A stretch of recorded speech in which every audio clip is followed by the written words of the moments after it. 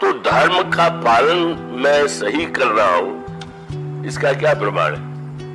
आप कितनी सवेरे उठ करके कितनी बार दिन में नहाते हैं और कितनी बार आप नाना प्रकार के उपवास संयम जप करते हैं, पर सब करने के बाद भी आपका अगर अभिमान नहीं बढ़ रहा है, आपकी ईर्ष्या बढ़ रही है, आपका द्वेष बढ़ रहा है, आपका राग बढ़ रहा है और आप समझ आप धर्म का पालन कर रहे हैं। इसका अभिप्राय है कि हम लोग यह नहीं है कोई भी डॉक्टर आपको दवा दे करके जाए और बहुत अच्छी दवा हो, बड़ी मूल्यवान दवा।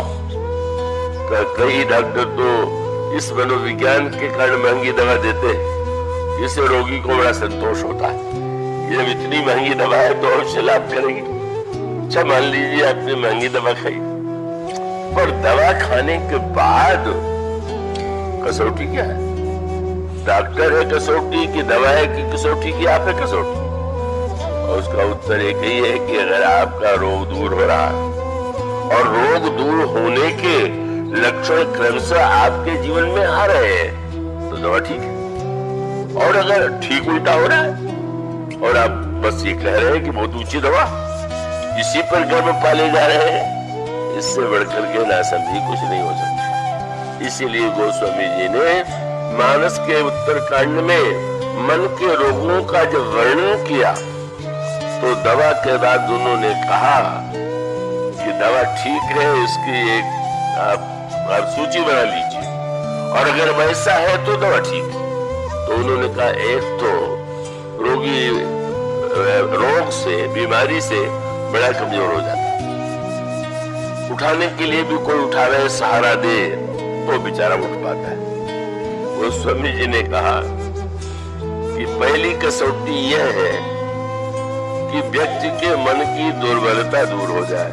क्या दुर्बलता? बोले अभी तक हमारा मन, आपका मन जो है बिना सहारे के तो उठ ही नहीं पाता, कुछ न कुछ चाहिए, ये वस्तु मिले, ये पदार्थ मिले तब हम भाई।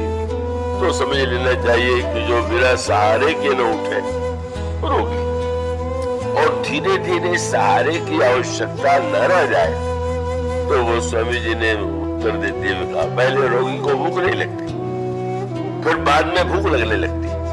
बिना सहारे के उठ नहीं पाता था, अब वो बिना सहारे के भी उठने लगा।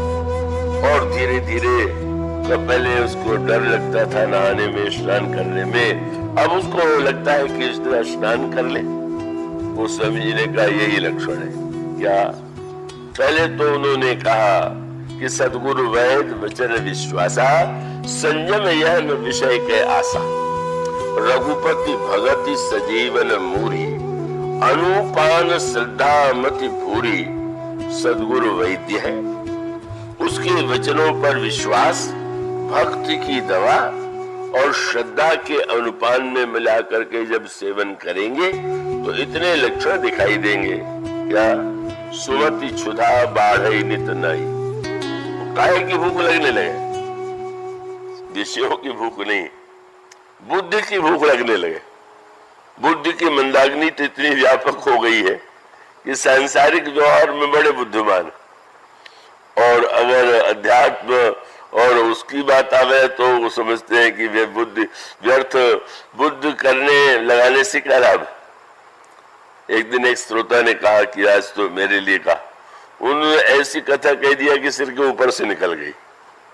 अब सिर के ऊपर से तो इसलिए निकल गई होगी कि सिर लगा ही नहीं होगा, या सिर में वो वस्तु नहीं होगी जिसके द्वारा उसको ग्रहण किया जाता है।